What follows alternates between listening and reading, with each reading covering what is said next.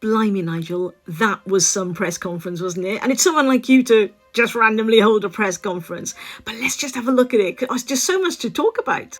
Like, I don't know why so many people call you the pound shop Trump.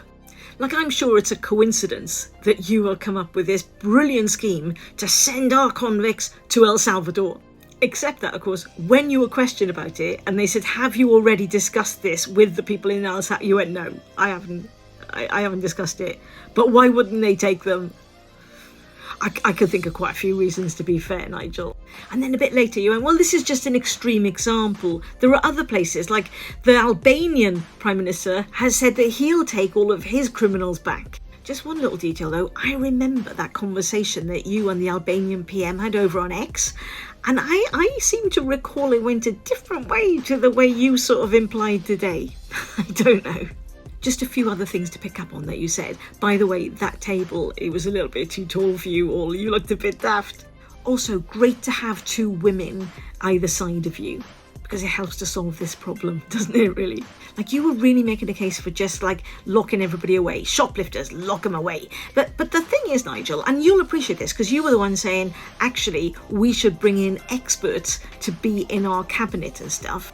Which is exactly what Keir Starmer did, actually, when he brought in Timpson to look at the prison overcrowding issue. You see, all the evidence says that incarcerating people doesn't solve the problem. But I know that's what you want us to think. In fact, we need a systemic approach, because unless we're rehabbing people in prison, then actually they come out and reoffend. But I understand that's a hard sell to your members, you know, the people in the cult with an L.